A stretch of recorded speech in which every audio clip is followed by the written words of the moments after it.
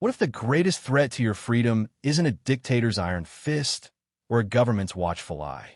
What if the real danger is something far more subtle, something that doesn't look like a threat at all?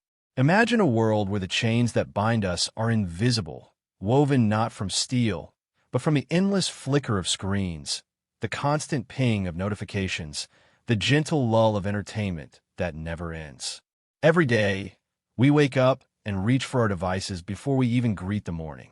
We scroll, we swipe, we like, we share. We are surrounded by a symphony of distraction. News headlines, viral videos, trending hashtags, and the relentless hum of information. It feels normal. It feels harmless. But what if it isn't? What if beneath the surface, something is being taken from us? Something we barely notice until it's gone. We're told to fear censorship, to guard against tyranny, to watch for the signs of oppression. But what if the real danger is not what we're told to fear, but what we're encouraged to ignore? What if the most effective form of control isn't force, but seduction? Not pain, but pleasure? Not silence, but noise? Decades ago, a man named Aldous Huxley warned of a future where people would come to love their own servitude. He saw a world where freedom would be surrendered, not at gunpoint, but willingly, traded for comfort, for convenience, for distraction. Today, his warning echoes louder than ever, yet most have forgotten his name, and even fewer remember what he tried to tell us. What did Huxley see coming that we've all missed? And why does society need you distracted? The answers may be more unsettling than you think. Aldous Huxley is a name most people recognize, but few truly understand. He's often remembered as the author of Brave New World, a dystopian novel that sits on the same shelf as George Orwell's 1984. But while Orwell's vision was one of boot heels and barbed wire, Huxley's was far more insidious, a world not of pain, but of pleasure, not of fear, but of endless, numbing comfort. Huxley's warning didn't end with his novel. In essays, interviews, and private letters, he returned again and again to a single, haunting idea, that the greatest threat to human freedom would not come from tyrants, but from our own willingness to be distracted, entertained, and pacified. He saw a future where people would be so seduced by comfort and convenience that they would stop asking questions, stop seeking truth, and stop caring about their own autonomy. In a famous exchange, Huxley was asked to compare his vision to Orwell's. He replied that Orwell feared those who would ban books, while Huxley feared there would be no reason to ban a book, because no one would want to read one. Orwell warned of a world where information was withheld. Huxley warned of a world where information was drowned in a sea of irrelevance. Huxley's insights were not just literary, but deeply psychological. He understood that the human mind is vulnerable not only to pain, but to pleasure. That the most effective form of control is not always the whip, but the carrot. He saw how easily people could be lulled into complacency, trading their freedom for the soothing embrace of distraction. Today, Huxley's warnings feel less like fiction and more like prophecy. We live in a world saturated with entertainment, where the line between news and spectacle has all but disappeared. We are surrounded by comforts that demand nothing from us but our attention, and our attention is willingly given. So what happens when society's chains are made of comfort, not iron? When the prison is built from pleasure, not pain? Huxley's forgotten warning is not just a relic of the past. It's a mirror held up to our present, daring us to look deeper. Why is it so easy to lose ourselves in distraction? Why do we reach for our phones in moments of boredom, scroll endlessly through feeds, or binge-watch shows long after the joy has faded? The answer lies deep within the architecture of the human mind, a mind shaped by millions of years of evolution, now hijacked by forces it was never designed to resist. Our brains are hardwired to seek novelty. In the wild, noticing something new could mean the difference between life and death. A flash of movement in the grass, a change in the wind, a new source of food. Today, that same instinct is triggered by every notification, every headline, every new post. Each one is a tiny spark of novelty, lighting up the brain's reward system and flooding it with dopamine, the chemical of anticipation and pleasure. This is the dopamine loop, a cycle of craving and reward that keeps us coming back for more. Every time we check our devices, we're gambling for a hit of pleasure, a moment of validation, a sense of connection. The more we indulge, the more we crave. It's a feedback loop as powerful as any addiction, and it's no accident. Modern technology is designed to exploit these ancient instincts, turning our attention into a commodity to be bought and sold. Consider the concept of hedonic adaptation, the tendency for pleasure to fade as we become accustomed to it. The first time we experience something new, it's exciting. But over time, the thrill diminishes, and we seek out even more stimulation to recapture that initial high. This is why platforms constantly update, why content is always changing, why there's always something new to watch, read, or click. The system is built to keep us chasing novelty, never satisfied, always hungry for more. But there's another, darker side to this story: learned helplessness. In classic psychological experiments, animals exposed to unpredictable rewards and punishments eventually stop trying to escape, even when freedom is within reach. They become passive, resigned, and numb. In a world of endless distraction, we risk falling into the same trap, overwhelmed by choices, paralyzed by information, and ultimately surrendering our agency. The Stanford Marshmallow Test, a famous experiment in self-control, showed that the ability to delay gratification is a key predictor of success and well-being. Yet, in a culture engineered for instant gratification, our capacity for focus and patience is under constant assault. We are encouraged to indulge every impulse, to avoid discomfort, to escape into distraction at the first sign of unease. This is not an accident. Distraction is not a byproduct of modern life.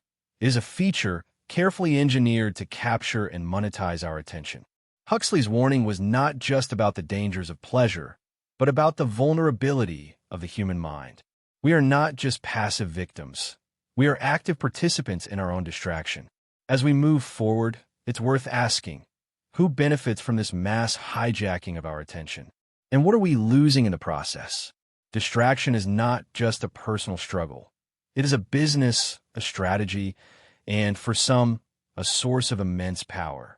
To understand how society became so expertly distracted, we must look at the architects behind the curtain, those who have learned to turn our attention into profit and our focus into a resource to be mined. The story begins long before the digital age. In the early 20th century, a man named Edward Bernays, nephew of Sigmund Freud, pioneered the art of public relations. Bernays understood that people could be guided, not by reason, but by emotion and desire. He orchestrated campaigns that made cigarettes fashionable for women, convinced the public that bacon and eggs were the American breakfast, and helped corporations and governments shape public opinion. Through carefully crafted messages, Bernays didn't just sell products. He sold ideas, habits, and even identities. He showed that if you could capture people's attention, you could shape their reality. As technology advanced, so did the methods of distraction. The rise of television brought a new era of mass media, where programming was designed not just to inform, but to keep viewers glued to their screens. Commercial breaks, cliffhangers, and sensational headlines became tools to hold attention and sell advertising. The line between news and entertainment blurred, and the public's focus became a commodity. But it was the internet, and later social media, that truly transformed distraction into an economy. Today, platforms like Facebook, Twitter, and TikTok are not just services. They are attention machines, engineered to maximize engagement. Algorithms track every click, every pause, every like, learning what keeps us hooked and feeding us more of it. The goal is simple: keep you scrolling, keep you watching, keep you distracted.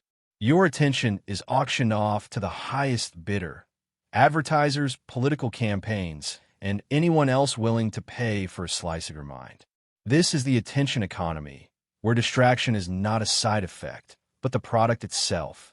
The more fragmented our focus, the easier it is to sell us things we don't need, to nudge our opinions, to keep us passive and compliant. When we are distracted, we are less likely to question, to resist, to demand change. Distraction becomes a tool of social control, a way to keep the public docile while those in power pursue their own interests. Consider how outrage cycles dominate the news, how viral trends distract from deeper issues, how entertainment is always just a click away. Each of these is a thread in a vast web, designed to keep us looking elsewhere while decisions are made without our input. Political apathy grows, consumerism thrives, and the architects of distraction grow ever more sophisticated. Who gains when we lose our focus? The answer is clear. Those who profit from our inattention, those who shape our desires, those who benefit from a society too distracted to notice what's being taken from them. The business of distraction is booming, and we are its most valuable resource. As we peel back the layers, we must ask ourselves, are we truly choosing what we pay attention to, or are we being led, one notification at a time, into a world where our focus is no longer our own? Aldous Huxley's vision was not just a warning about the future. It was a blueprint for understanding the world we inhabit today. The society he imagined, lulled into submission by pleasure and distraction, has become our reality in ways both obvious and invisible. Distraction is no longer a fleeting annoyance. It is the atmosphere we breathe, shaping every corner of our lives. In politics, distraction is a weapon. Outrage cycles dominate the headlines, each scandal or controversy burning bright for a moment before being replaced by the next. Complex issues are reduced to sound bites and memes, while the real decisions are made quietly, out of sight. The public's attention is fragmented, scattered across 1,000 stories, leaving little room for deep thought or meaningful debate. Politicians and strategists have learned that it's easier to manipulate a distracted electorate, one that is too busy reacting to the latest viral moment to notice the erosion of their rights or the concentration of power. Education, once a path to critical thinking, now struggles against the tide of distraction. Teachers compete with smartphones and social media for the attention of their students. The ability to focus, to read deeply, to engage with complex ideas is in decline. Studies show that attention spans are shrinking, and the skills needed for deep learning are being replaced by the habits of skimming, multitasking, and instant gratification.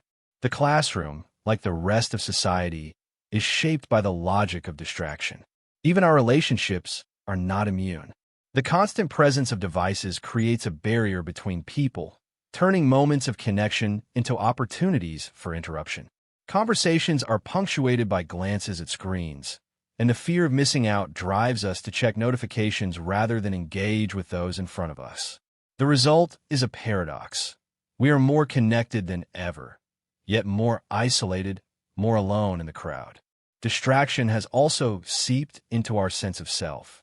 Social media encourages us to curate our identities, to present a version of ourselves optimized for likes and approval.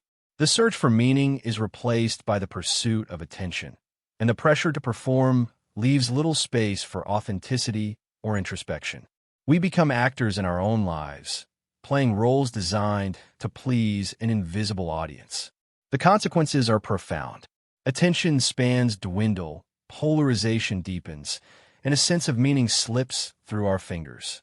We are bombarded by information, yet starved for understanding. The noise drowns out the signal, and the things that matter most are lost in the static. Personal stories echo these trends. A student who once loved to read now finds it hard to finish a single chapter. A parent struggles to have a conversation with their child without competing with the screen. A friend feels more alone after an hour on social media than before they logged on. These are not isolated incidents. They're symptoms of a culture addicted to distraction. If distraction is the new opiate, what are we numbing ourselves to? What truths, what connections, what possibilities are slipping away while we chase the next fleeting moment of pleasure? Huxley's warning was not just about the dangers of comfort, but about the cost of losing ourselves in a world designed to keep us from ever truly waking up. Distraction is not just a thief of minutes and hours. It is a thief of meaning. When we surrender to the comfort of constant stimulation, we lose more than just our time. We lose the depth of our experiences, the clarity of our thoughts, and the authenticity of our lives. Existentialist philosophers like Jean-Paul Sartre and Albert Camus warned that true freedom is not found in comfort, but in the willingness to confront discomfort, uncertainty, and the unknown. To be human, they argued, is to face the anxiety of existence head-on, to ask difficult questions, and to seek meaning in a world that offers no easy answers. Distraction, by contrast, offers us an escape, a way to avoid the hard work of self-examination and the pain of confronting our own limitations. Stoic thinkers, too, believed that a meaningful life requires discipline and attention. Marcus Aurelius wrote that the happiness of your life depends upon the quality of your thoughts. But in a world engineered for distraction, the quality of our thoughts is constantly under attack. We are pulled away from reflection, from contemplation, from the slow and sometimes uncomfortable process of understanding ourselves and the world around us.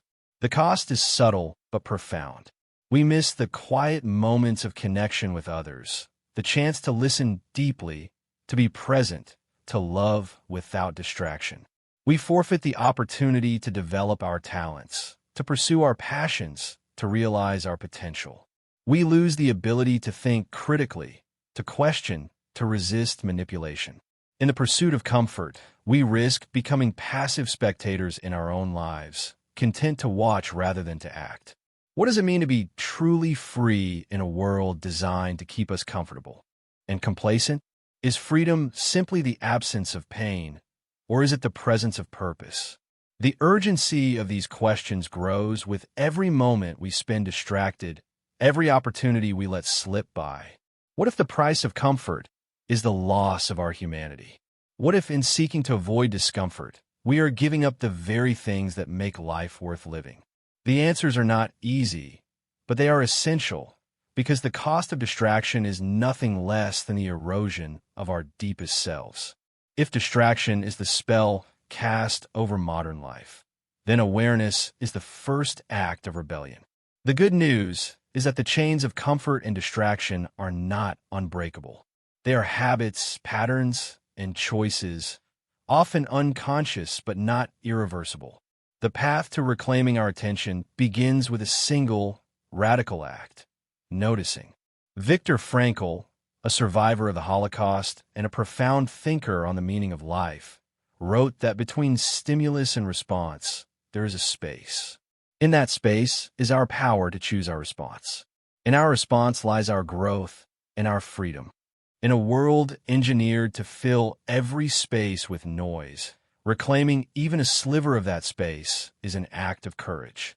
It is in these moments of pause, when we resist the urge to reach for our phones, when we sit with discomfort instead of fleeing from it, that we begin to remember what it means to be truly alive. Mindfulness is not just a buzzword. It is a practice of returning again and again to the present moment.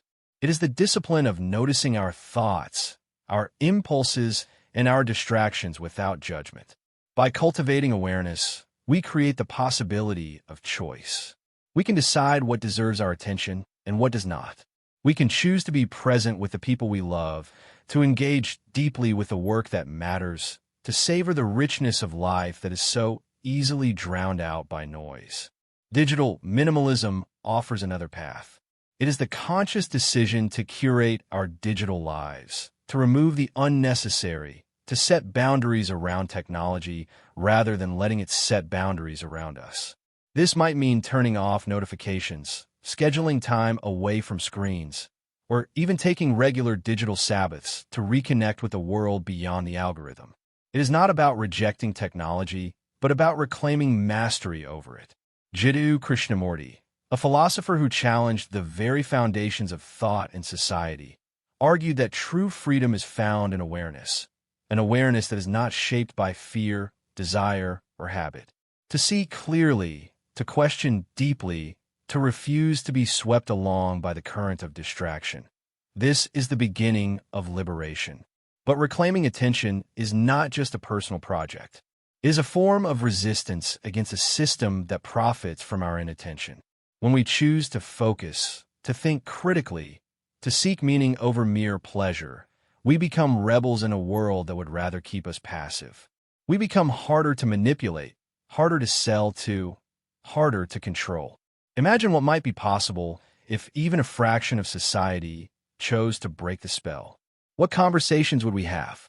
What problems could we solve? What kind of world could we build if we were truly awake, truly present, truly free? If society needs you distracted, what might you discover if you choose to focus? The answer is not just personal, it is collective. It is the possibility of a life and a world reclaimed from the grip of distraction. The first step is simple. Pay attention. The rest is up to you. As the noise of the world fades, a single voice echoes across time. A voice that warned us, pleaded with us, and asked us to look beyond the surface of our comfort. Aldous Huxley, in his final years, spoke not with the certainty of a prophet, but with the urgency of someone who had glimpsed a future he hoped we might still avoid. He wrote, "The real hopeless victims of mental illness are to be found among those who appear to be most normal. Many of them are normal because they are so well adjusted to our mode of existence, because their human voice has been silenced so early in their lives that they do not even struggle or suffer or develop symptoms as the neurotic does. They are normal not in what may be called the absolute sense of the word. They are normal only in relation to a profoundly abnormal society. Are we living in the world Huxley feared? A world where the greatest threat is not the presence of pain, but the absence of meaning? Where the most dangerous chains are the ones we cannot see, forged from comfort, convenience, and the endless hum of distraction. Look around. The signs are everywhere, hidden in plain sight. We see it in the glazed eyes of commuters scrolling through endless feeds, in the silence that falls between friends at dinner as each retreats into their own digital world, in the restless anxiety that grows when the screen goes dark and we are left alone with our thoughts. We see it in the way outrage is manufactured, in the way truth is buried beneath spectacle, in the way our attention is harvested and sold to the highest bidder. But Huxley's warning was never meant to be a prophecy set in stone. It was a challenge, a call to awareness, to vigilance, to the possibility of change. He believed that the first step toward freedom was to recognize the nature of our servitude, to see the invisible chains, to question the comfort that numbs us, to ask what we might become if we dared to wake up. The question is not just whether we are living in Huxley's world, but whether we are willing to remain there. Are we content to drift through life, lulled by distraction, or will we choose to reclaim our attention, our agency, our humanity? Will we settle for a life of passive consumption, or will we seek out the discomfort that leads to growth, the silence that leads to understanding, the struggle that leads to meaning? The answer is not simple, and it is not the same for everyone, but it begins with a single act: to question, to pause, to reflect, to look up from the screen and into the eyes of another human being, to remember that freedom is not given, but chosen, moment by moment, thought by thought, action by action. As the credits begin to roll, imagine a world where people turn off their screens, step outside, and rediscover the richness of reality, where conversations are unhurried, where ideas are explored deeply, where attention is given as a gift, not a commodity. Imagine a world where we are not just consumers of distraction, but creators of meaning. Huxley's final question lingers, haunting and hopeful. If we're living in the world he feared, what will we do with that knowledge? Will we accept the comfort of our chains, or will we find the courage to break them? The choice, as always, is ours.